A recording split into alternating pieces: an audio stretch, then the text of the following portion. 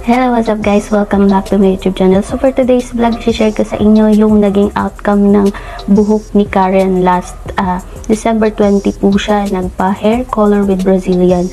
So kung gusto niyo pong makita, panoorin niyo po ito hanggang sa dulo. And kung hindi ka pa nakapag-subscribe, ay please consider to subscribe and hit the notification bell all para maging updated kayo sa mga susunod ko pang vlogs. And without further ado, let's get started!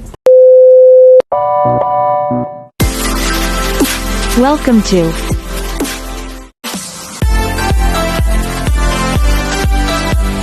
Tutorials and Vlogs, Gaming and Streaming, from your very own JhaJha and Mom's Vlog, hosted by Rona. So first, in-applyan ko po siya guys ng hair color. And after 30 minutes, iro-roots naman natin siya.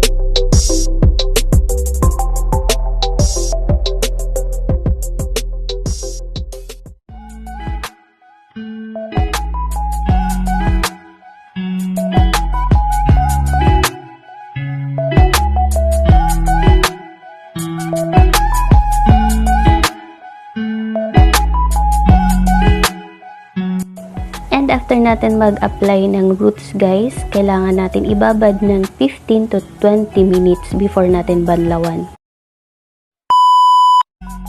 And sa pagbabanlaw naman guys, kailangan natin gumamit ng shampoo and conditioner para lumambot naman yung hair. Kasi yung hair color is nakakapagpa-dry talaga ng hair.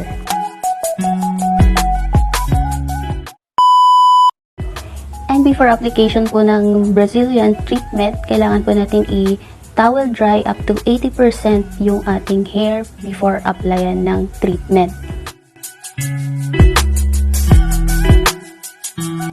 And after application po ng hair treatment natin, kailangan naman po natin ibabad ng 20 to 30 minutes.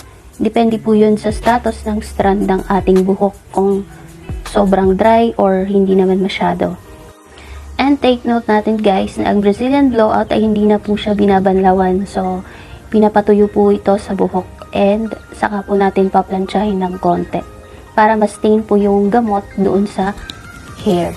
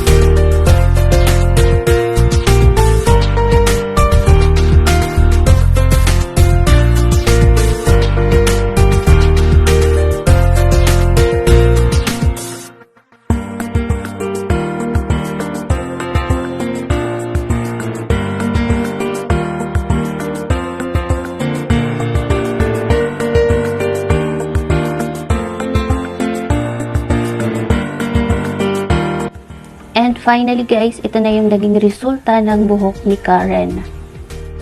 And if you find this video helpful, please don't forget to like, comment down below for your suggestion, and don't forget to subscribe and hit the notification bell all para maging updated kayo sa mga susunod ko pang vlogs.